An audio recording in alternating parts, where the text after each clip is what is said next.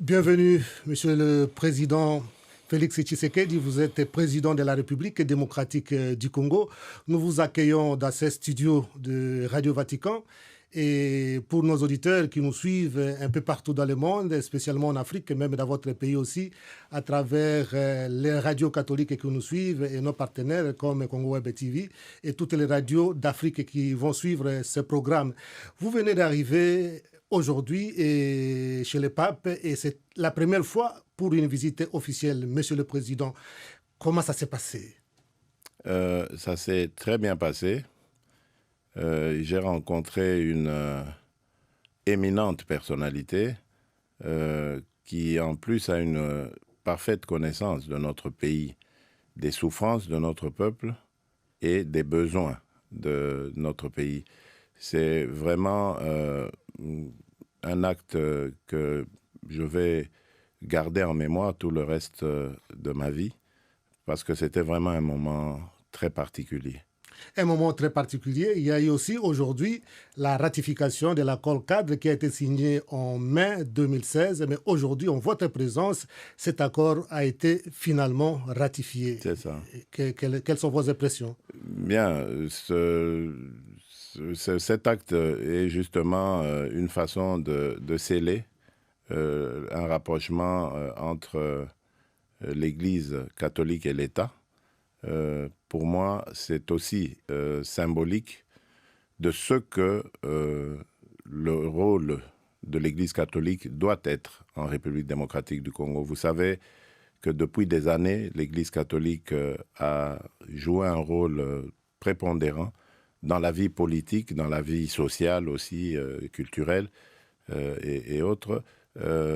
Et je pense qu'en signant cette ratification, cet accord cadre, je pense que c'est symbolique de ce que désormais seront les relations entre l'Église catholique et l'État congolais.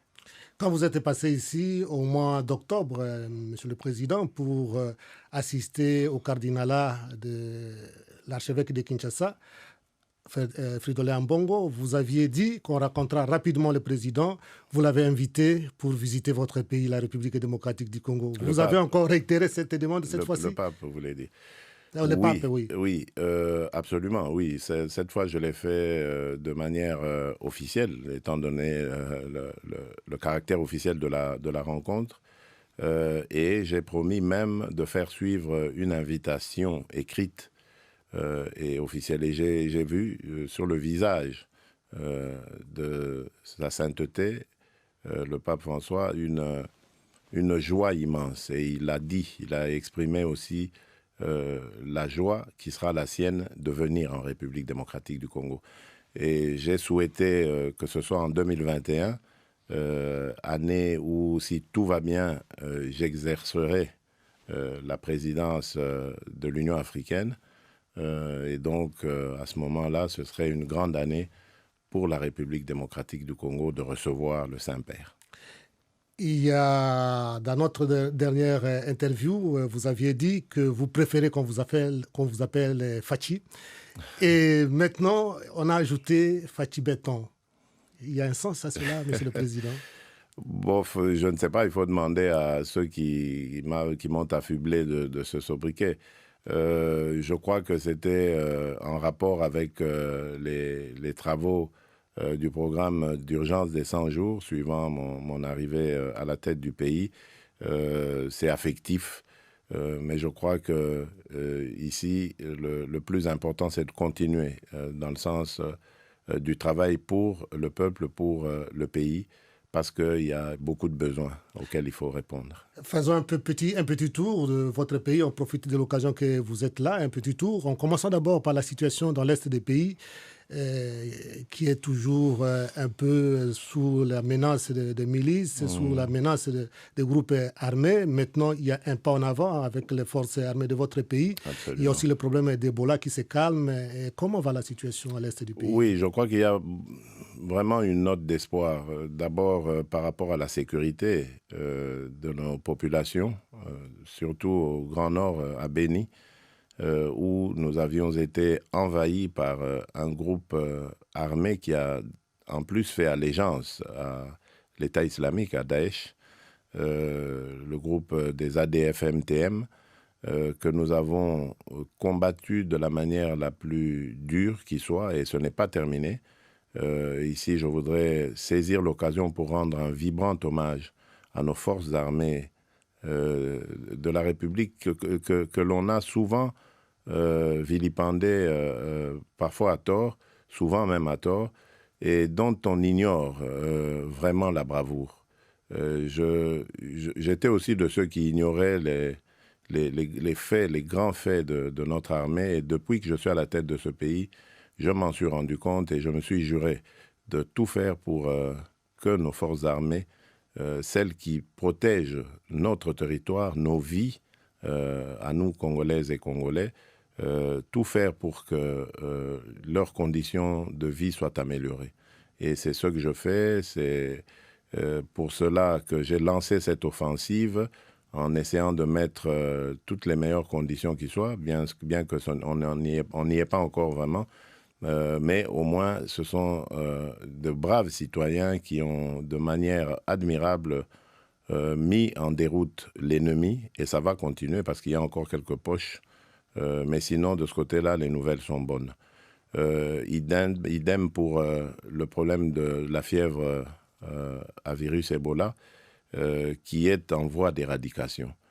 Grâce au savoir-faire d'un fils du pays, là également, le docteur Jean-Jacques Mouyembe, qui s'est de manière admirable déployé avec son équipe pour lutter contre ce fléau. Aujourd'hui, nous pouvons dire avec satisfaction que la maladie a vraiment reculé et elle est en voie de disparaître. Une autre bataille pour vous, Monsieur le Président, c'est la gratuité de l'enseignement. Où en est-on ? La gratuité, ça va, elle prend, elle a déjà pris effet, elle est en pratique. L'avantage de cela, c'est que nous avons cette année, rien que cette année, enregistré sur l'ensemble du territoire national plus de 2,5 millions d'enfants qui sont retournés à l'école, qui étaient en dehors du circuit scolaire. Plus de 2,5 millions selon les chiffres, à mon avis, ça doit être même plus. L'inconvénient, évidemment, c'est que nous n'avons pas suffisamment d'établissements pour absorber cette masse, et on trouve maintenant des classes qui sont en surabondance d'élèves. Mais qu'à cela ne tienne, je pense que l'essentiel ici, c'est de dispenser les enseignements, l'éducation, parce que nous avons une population en majorité jeune qui a besoin d'être éduquée, parce que c'est elle qui prendra les rênes de notre pays demain, et si elle ne l'est pas, avec les enjeux à venir, ça va être dangereux pour non seulement notre pays, mais également toute la région, et voire le continent. Et donc, pour nous, c'est une priorité des priorités. L'enseignement gratuit, ça, nous allons continuer. Nous avons des difficultés, mais l'espoir ici, c'est que c'est un message qui a été entendu, surtout dans les institutions financières internationales, et lesquelles d'ailleurs se sont promises de nous accompagner dans ces efforts. Et je suis convaincu que avec la dynamique que j'impulse sur le plan économique pour avoir augmenté les recettes du pays, je pense, je suis convaincu que nous tiendrons ce défi et nous irons même plus loin, parce que le but, c'est d'aller au-delà du primaire, de l'enseignement primaire, d'arriver à l'enseignement secondaire, voire même le supérieur. Avec les changements que vous apportez dans votre pays, et les gens se demandent aussi à quand la fin de Go Pass et à quoi sert cet argent. Oui, c'est une très bonne question. Nous sommes en train de faire une analyse de tout ça. Attention, le Go Pass n'est pas foncièrement mauvais dans le sens où c'est une taxe comme partout au monde, on trouve des taxes d'aéroport. Maintenant, le but, c'est de savoir ce qu'on en fait. Et donc, je profite peut-être de cette occasion pour dire que ce sera le cas pour tous les secteurs de la vie publique. Il y aura des audits qui seront très bientôt lancée, diligentée, pour faire un état des lieux de la situation afin de connaître nos capacités à mobiliser les ressources et à faire face à la lutte, à faire face plutôt à ce fléau, la corruption, qui a gangréné notre administration et notre économie. Donc il y aura des audits très prochainement qui vont déterminer notre nouvelle façon de gérer la République. Les gens vous reconnaissent, les gens reconnaissent votre sincérité quand vous parlez et votre ouverture aussi. Et on voudrait aussi savoir les dossiers de 15 millions. Ben, le dossier de 15 millions, c'est bien de poser cette question. Il se trouve pour le moment entre les mains de la justice. Donc je ne peux pas commenter les affaires de justice. Tout ce que je peux dire, c'est que j'ai tenu à ce qu'il n'y ait de pression sur personne, que le travail des inspecteurs de finances soit effectué. Et cela s'est passé comme je le voulais. Et aujourd'hui, le dossier est à la justice, ce n'est plus mon affaire. Et vous parlez souvent des problèmes de mentalité, des changements de mentalité, Oui. et ça c'est positif. Et c'est une tâche difficile. Votre prédécesseur avait parlé de chercher, je crois, si je ne me trompe pas, 15 collaborateurs qui peuvent l'aider dans son travail. Vous avez trouvé un peu plus au moins? Bon, ça c'est... Je ne vais pas le dire pour que mes collaborateurs le sachent, c'est mon secret, on va dire. Mais je crois qu'effectivement, le grand défi, mon prédécesseur avait raison en tout cas, c'est d'être bien entouré. Le grand défi d'un dirigeant, d'un leader politique, c'est d'avoir une équipe qui peut l'accompagner dans la réalisation de ses objectifs.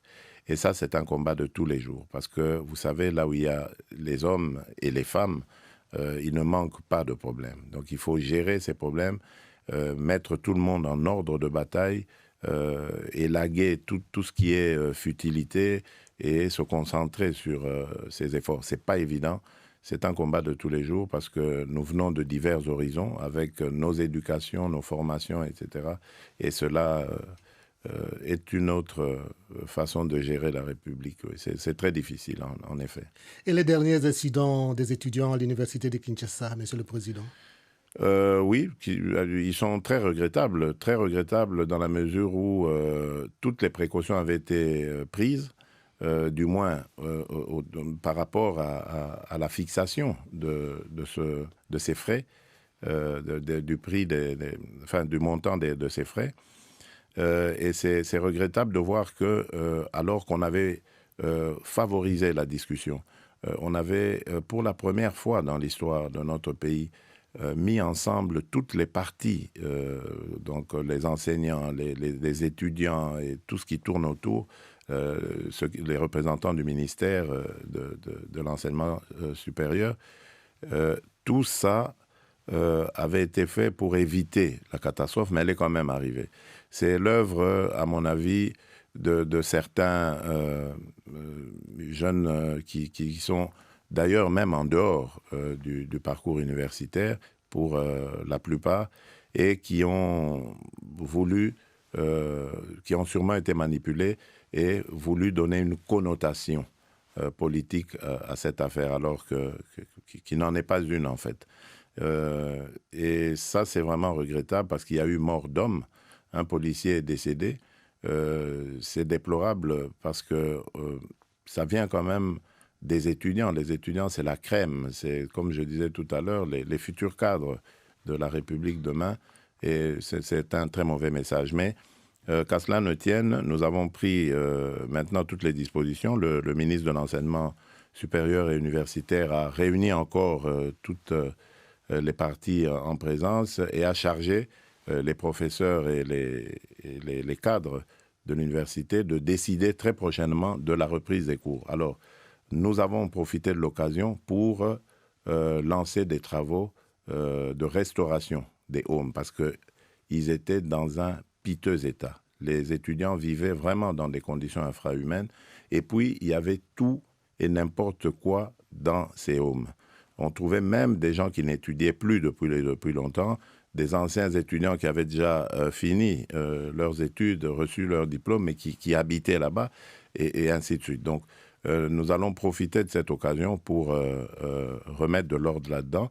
Quant aux étudiants qui vont, surtout, on doit faire face à ces étudiants qui sont venus de l'intérieur du pays et qui n'ont pas de famille, pour la plupart, à Kinshasa. Et donc, on va les recenser pour voir comment est-ce que, dans un premier temps, on peut assurer leur logement et le transport de tous ceux qui vivaient dans les homes et qui sont obligés maintenant de faire des navettes. Nous pensons à mettre des bus sur des endroits stratégiques de la ville et ces bus vont effectuer des navettes le matin pour amener les étudiants à leur cours et le soir pour les ramener à la maison. Donc ça se fera en deux temps. C'est à cela que nous attelons au niveau du gouvernement et nous espérons ne plus jamais connaître ce genre d'incident. Monsieur le Président, comment va la coalition Cash-FCC? Ça va, on va dire dans l'ensemble, avec des hauts et des bas. Vous savez, il y a eu de part et d'autre, comme ça, des envolées oratoires qui ont un peu mis le feu des fois. Mais je pense que c'est inhérent à une expérience aussi nouvelle, aussi inédite qu'est la nôtre. Nous n'étions pas du tout préparés à vivre cela. la coalition. Pas du tout. C'est vraiment un accident de l'histoire. Même si, en politique avertie, nous aurions pu prévoir le coup, parce que moi, je me rappelle qu'il y a 10 ans, j'avais fait une interview à Kinshasa où je parlais de ça, que c'était possible un jour que les Congolais décident d'envoyer un opposant à la présidence et de maintenir l'Assemblée aux mains de ceux qui étaient au pouvoir à ce moment-là. Donc, c'est possible, on peut l'évoquer, mais quand ça arrive, on est quand même surpris. Donc, c'est une nouvelle expérience dans la vie politique de notre pays et nous sommes en train de la vivre avec, évidemment, ses hauts et ses bas. Donc, l'essentiel, c'est de ne pas perdre l'objectif premier qui est le service à notre peuple. Et d'assurer la paix, la sécurité sur l'ensemble du territoire et de tous les jours se battre pour l'amélioration de la qualité de vie de nos concitoyens. Moi, c'est ça qui m'importe le plus et je ne vois personne, que ce soit au sein de la coalition ou ailleurs, m'empêcher de remplir cette mission. De servir votre peuple. Et s'il fallait, c'est une question qui me vient comme ça, Monsieur le Président, s'il fallait choisir entre la coalition et le peuple d'abord? Ah, le peuple d'abord, forcément, toujours. Ça, c'est pour ça que je suis là, c'est pour ça que j'existe, c'est pour ça que je suis en politique. C'est pour servir mon peuple, servir mon pays, faire de ce pays le leader qu'il mérite d'être. La République démocratique du Congo, moi je suis convaincu, est un pays béni, qui a un grand peuple et ce peuple mérite un meilleur sort que celui qu'il vit en ce moment. Et je crois qu'aujourd'hui, nous sommes tous d'accord qu'il faut faire quelque chose pour ce peuple et nous y travaillons. Le 30 juin de cette année, votre pays, la République démocratique du Congo, va accomplir 60 ans d'indépendance. Oui. Quel Congo arrive à 60 ans d'indépendance et que comptez-vous faire, Monsieur le Président? Bon, évidemment, les préparatifs, les réflexions ont déjà commencé. Il faut très bientôt, on va installer le comité organisateur des festivités. Mais le bilan que je peux en faire après 60 ans, c'est que, très sincèrement, moi je pense que nous avons un peuple qui est arrivé aujourd'hui à maturité. C'est vrai qu'il y a encore beaucoup de difficultés d'ordre social, c'est vrai, mais le peuple est mûr. Aujourd'hui, je crois que c'est un peuple qui n'est plus à même d'être manipulé et amené à faire des choses contre son gré ou contre ses intérêts. Ça, c'est un grand avantage. Un peuple qui a compris qu'il veut un Congo uni, une nation prospère et qui est devenue très exigeant grâce à sa maturité parce qu'il exige de nous, acteurs politiques, de le servir comme il se doit. Et je crois en allant dans ce sens, de favoriser l'instauration d'un état de droit, en favorisant davantage l'expression des libertés et des droits de notre peuple, je pense que nous arrivons très vite à un niveau que beaucoup nous envieront, parce que le peuple congolais, comme je l'ai dit, est un peuple leader et qui a eu beaucoup de difficultés ces derniers temps avec les guerres et tous les systèmes politiques qu'il y a eu, mais qui aspire à vivre en paix et en bonne entente, en tout cas avec tous ses voisins. Vous êtes un homme de paix. Est-ce qu'un jour vous comptez rencontrer l'opposition pour parler, pour dialoguer? Mais je rencontre déjà l'opposition. Hein. Il y en a qui m'envoient des messagers, il y en a que je rencontre aussi, que je reçois. Je ne sais pas s'il faut le faire de manière symbolique, mais pour quelle raison? Je crois qu'en garantissant déjà les droits et les libertés de chacun, j'ai déjà rencontré leurs desiderata. Pour le reste, je leur souhaite bonne chance dans leur évolution. Et rendez-vous en 2023 lorsqu'il y aura encore une autre compétition électorale. Monsieur le Président, un mot de la fin, un message? Le message, ça ne peut être qu'un message de paix, parce que je me trouve ici au Vatican, qui est l'antre même de la paix dans le monde. Et donc, mon message, c'est celui d'espoir d'arriver à la violence zéro en République démocratique du Congo. Nous sommes sur la bonne voie et nous n'allons pas du tout nous décourager. Je ne me reposerai que le jour où j'aurai atteint le degré zéro de violence en République démocratique du Congo. Monsieur le Président, c'était un honneur pour nous de vous recevoir ici et il ne vous reste plus qu'à vous remercier. Si vous pouvez juste dire un petit mot, envoyer une salutation à votre peuple qui nous suit à travers Radio Vatican en une langue locale et on aura fini. Oui, bana mboka, bana Congo, nazane sengo, yakoyebisa bino que mokonzi wa Vatican, Papa wa Roma, auti koyamba ngai, ayambinga ne sengo, alakisi nga te ayebi makambo maso ezali koleka na Congo, ayebi bapasi na biso, ayebi minyoko na biso, pe atondi bino botondi pona maemanso bozali kotombela ye, pe alaki biso aya kotala biso na 2021 na Congo. Etikali kaka nde na komela ye mokanda, bongo sima akoka koya kotala biso. Mbote napesi bino na bonne année lisusu pona baoyo bazwaki nanu baveur na nga te. Merci. Merci, Monsieur le Président. Merci, Père.